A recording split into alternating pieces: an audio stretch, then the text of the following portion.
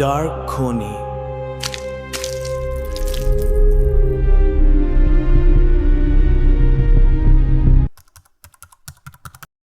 नमस्कार दोस्तों, आज की कहानी एक सच्ची घटना से प्रेरित है जो शुरू हुई थी एक साधारण सी नेपाल ट्रिप से, लेकिन ख़त्म हुई एक ऐसी रात पर जिसे हम आज तक भूल नहीं पाए।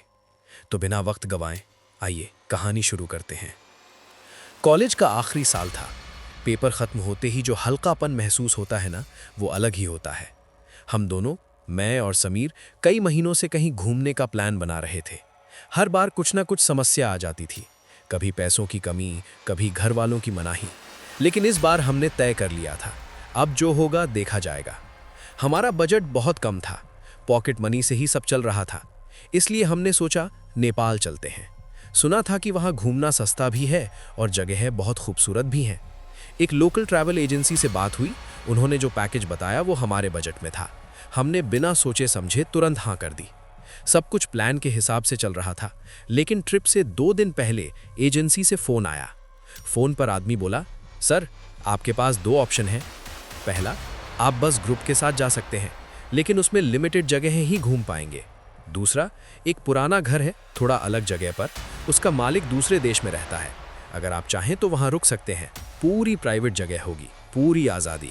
हम लोग जवान थे और जैसे ही फुल फ्रीडम शब्द सुना, हमने तुरंत दूसरा ऑप्शन चुन लिया। नेपाल पहुंचते ही हमें माहौल अलग लगा। हवा ठंडी थी और शाम बहुत जल्दी हो जाती थी।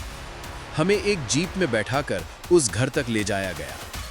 ट्रैवल एजेंसी वाला आदमी और एक लोकल केयर टेकर लड़का भी साथ था। जैसे ही हमने उस घर को देखा, पता नहीं क्यों दिल में एक अजीब सी घबराहट हुई।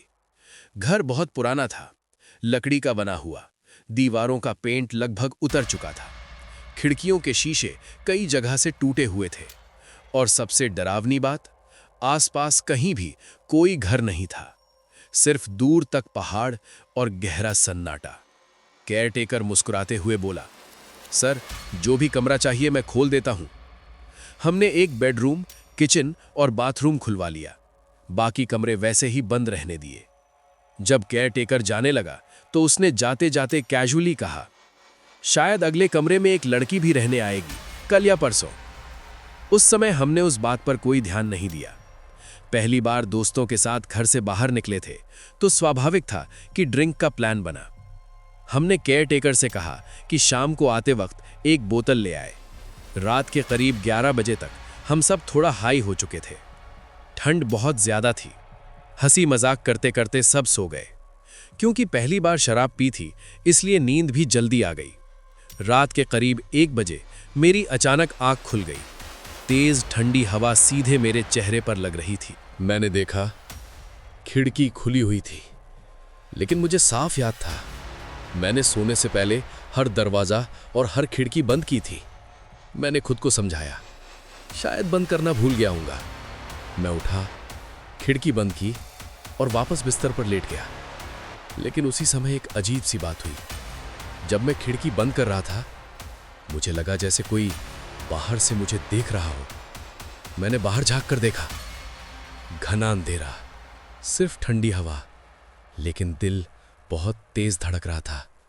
कुछ देर बाद मेरी फिर से नींद खुली, इस बार एक आवाज से, छन छन छन, जैसे कोई पायल पहनकर धीरे धीरे चल रहा हो। मैंने फोन देखा, समय था 2:15 AM। इतनी रात को पायल की आवाज। फिर मुझे केयरटेकर की बात याद आई, अगले कमरे में एक लड़की रहने आएगी। मैंने सोचा शायद वही होगी। पायल की आवाज धीरे धीरे कॉरिडोर में चलती रही और अचानक रुक गई। उसके बाद पूरा सन्नाटा। डर के बावजूद मैं किसी तरह सो गया। सुबह उठकर सब कुछ बिल्कुल सामान्य था। सूरज की रोशनी कमरे में आ रही थी। मैंने समीर को रात की सारी बात बताई। वो हंसने लगा। कल तू हाई था, इसलिए आवाजें सुनाई दी होंगी। हम दोनों हंसकर बात भूल गए। उस दिन हम पूरे दिन घूमते रहे। पहाड़, लोकल मार्केट, फोटो, सब कुछ बिल्कुल परफेक्ट था। शाम को जब हम घर लौटे तो केयरटेकर फिर आया हुआ था। मैंने कैजुअली उससे पूछा, वो लड़की आ गई क्या? वो तुरंत उलझन में पड़ गया। कौन सी लड़की? मैंने कहा, जिसके बारे में तुमने कहा था, जो अगले कमरे में रहने आएगी। उसने कहा, नहीं सर, उन्होंने कहा है कि वो लोग 1 हफ्ते बाद आएंगे। मेरे शरीर में जैसे ठंड दौड़ गई। लेकिन रात को पायल की आवाज। केयरटेकर का चेहरा एक पल के लिए बदल गया, जैसे वो कुछ जानता हो, लेकिन तुरंत संभल कर बोला, गलतफहमी होगी सर, यहाँ एक बिल्ली भी रहती है। मैंने सोचा, बिल्ली पायल पहनकर चलती है क्या? लेकिन मैंने बात वहीं खत्म कर दी। उस रात हमने ड्रिंक नहीं की। हम बहुत थक गए थे, जल्दी सो गए। रात के बीच मेरी फिर से आंख खुली। इस बार एक साफ आवाज आई, टॉक टॉक टॉक। दरवाजे पर दस्तक। मैं तुरंत उठ गया और समीर को जगाया। सुन, किसी ने दरवाजा खटखटाया। हम दोनों चुप होकर सुनने लगे। कुछ नहीं, पूरा सन्नाटा। और फिर कोई दूसरी दस्तक भी नहीं आई। डर के मारे हम दोनों ने दरवाजा नहीं खोला और सुबह होने का इंतजार करते रहे।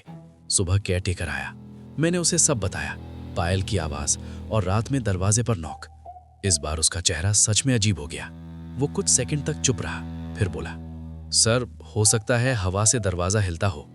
लेकिन उसकी आंखों में डर साफ दिखाई दे रहा था और जाते जाते उसने बिना वजह कहा, अगर रात को कोई भी आवाज आए तो दरवाजा मत खोलना। उस समय हमने उसकी बात को ज्यादा गंभीरता से नहीं लिया।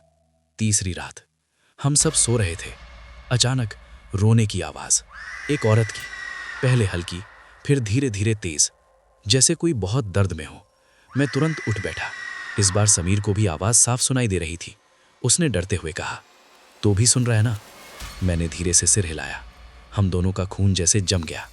वो रोने की आवाज कॉरिडोर से आ रही थी, उन बंद कमरों की तरफ से। हमने हिम्मत करके अपना दरवाजा खोला। कॉरिडोर पूरी तरह अंधेरे में डूबा हुआ था और वो रोने की आवाज एक बंद कमरे के अंदर से आ रही थी। दरवाजा लॉक था, बाहर से ताला लगा था। रोने की आवाज और तेज हो गई। मैंने डर के मारे पूछा, कौन है? जैसे ही मैंने ये कहा, पूरे घर की लाइट चली गई। तेज हवा चलने लगी, खिड़कियां जोर जोर से टकराने लगी और फिर रोना बंद हो गया। उसके बदले हॉल से एक और आवाज आई, हंसी। लेकिन वो इंसानी हंसी नहीं थी। वो धीरे धीरे शुरू हुई, फिर तेज, फिर और तेज। हम डर के मारे हॉल की तरफ गए और वहां एक औरत खड़ी थी। सफेद कपड़े, बाल पूरे चेहरे पर, पैर जमीन को छू नहीं रहे थे। मेरे दोस्त समीर ने जैसे ही उसे देखा, वो वहीं बेहोश हो गया। मैं चिल्लाना चाहता था, लेकिन आवाज गले में अटक गई। मैं गेट की तरफ भागा, लेकिन मेरा शरीर जैसे जम चुका था। मेरे पैर हिल नहीं रहे थे। वो औरत धीरे धीरे मेरी तरफ आ रही थी। उसकी पायल की आवाज फिर से सुनाई दे रही थी, छन छन छन। और उसकी आंखें पूरी काली, बिल्कुल काली। मेरा शरीर जम चुका था। वो औरत धीरे धीरे मेरी तरफ बढ़ रही थी। उसकी पायल की आवाज हर कदम के साथ तेज होती जा रही थी, छन छन छन। मैंने पूरी ताकत लगाकर अपने पैर हिलाने की कोशिश की, लेकिन जैसे किसी ने मुझे जमीन से चिपका दिया हो। फिर अचानक समीर, जो बेहोश था, जोर से चीखा। उसकी चीख ने जैसे मेरी तंद्रा तोड़ दी। मैं झटके से हिल गया और सीधे जमीन पर गिर गया। 1 सेकंड के लिए मैंने फिर से उस औरत की तरफ देखा। वो गायब थी। हॉल बिल्कुल खाली था।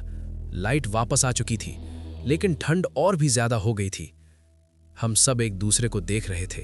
किसी की हिम्मत नहीं हो रही थी बोलने की। समीर का चेहरा सफेद पड़ चुका था। वो यहीं थी।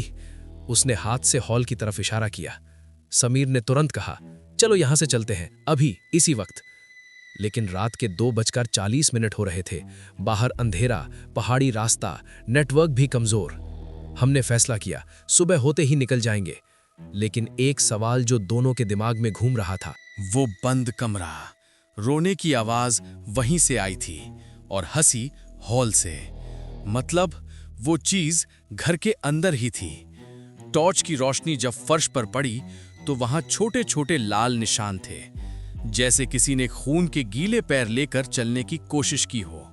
निशान सीधे ड्रेसिंग टेबल के पास तक जा रहे थे और फिर वहीं खत्म, जैसे कोई हवा में गायब हो गया हो। समीर ने धीरे से कहा, यह जगह नॉर्मल नहीं है। उस वक्त हमें केयर टेकर की बात याद आई, रात को दरवाजा मत खोलना। मतलब वो जानता था। सुबह होते ही हम केयर टेकर के पास गए। इस बार मजाक या शक का मूड नहीं था। सच बता, मैंने उससे सीधे कहा। वो पहले चुप रहा, फिर उसने आसपास देखा जैसे कोई सुन न रहा हो और धीरे से बोला, ये घर पहले एक फैमिली का था, हस्बैंड, वाइफ और उनकी एक बेटी। वाइफ को शक था कि हस्बैंड का किसी और से अफेयर है। एक रात दोनों के बीच झगड़ा हुआ। लोग कहते हैं उस रात वाइफ ने पायल पहनी थी। मेरे हाथ ठंडे पड़ गए। फिर समीर ने पूछा। केयरटेकर ने जमीन की तरफ देखते हुए कहा, सुबह हस्बैंड और बेटी गायब थे। वाइफ उसी बंद कमरे में मिली थी, मिरर के सामने। उसने खुद को खत्म कर लिया था। लेकिन उसने रुककर कहा, लोग कहते हैं उसकी मौत सुसाइड नहीं थी। मतलब? मैंने पूछा। केयरटेकर ने हमें सीधे आंखों में देखा। उस रात हस्बैंड ने उसे उसी कमरे में बंद कर दिया था। वो पूरी रात दरवाजे पर नॉक करती रही। रोने की आवाज पूरे घर में गूंजती रही, लेकिन किसी ने दरवाजा नहीं खोला। मेरा गला सूख गया। नॉक, रोने की आवाज, पायल, सब कनेक्ट हो रहा था। सुबह जब दरवाजा खोला गया, केयरटेकर की आवाज धीमी हो गई। उसका शरीर बेजान मिरर के सामने पड़ा था। उसकी आंखें पूरी काली हो चुकी थीं, जैसे किसी ने रोशनी छीन ली हो। हमने फैसला किया, आज ही निकल जाएंगे। लेकिन प्रॉब्लम ये थी कि जीप सिर्फ शाम तक ही मिल सकती थी। दिन भर का हर मिनट भारी लग रहा था। घर के अंदर रहना मतलब हर छोटी आवाज पर दिल का उछल जाना। हम दोनों चुप थे, न मजाक न हंसी, बस इंतजार। कभी लगता कॉरिडोर में कोई चल रहा है, कभी लगता ऊपर से हल्की सी छन छन की आवाज आ रही है। शाम होने लगी। सूरज पहाड़ों के पीछे छुप रहा था। आसमान नारंगी से धीरे धीरे ग्रे हो रहा था। तभी दूर से जीप की आवाज सुनाई दी। इंजन की घर घर। उस पर लगा जैसे जिंदगी वापस आ गई हो। जीप गेट के सामने रुकी। हमने बिना वक्त गवाए बैग्स उठाए, गेट खोला। इस बार गेट बिना रुकावट के खुल गया, जैसे घर खुद हमें जाने दे रहा हो। ड्राइवर ने पूछा, सब ठीक है ना? हमने बस सिर हिला दिया।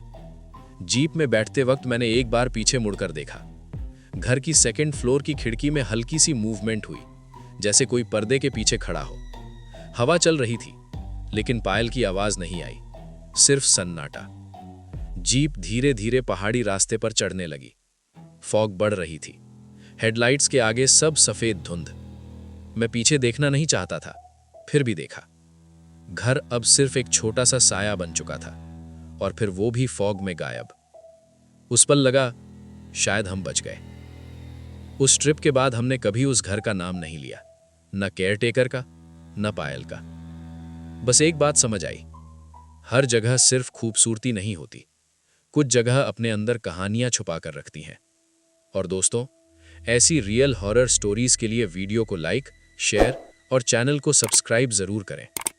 अगर आपके पास भी कोई रियल या अजीब एक्सपीरियंस हो, तो आप हमें इंस्टाग्राम पर मैसेज करके भेज सकते हैं। हो सकता है अगली कहानी आपकी हो। मिलते हैं अगली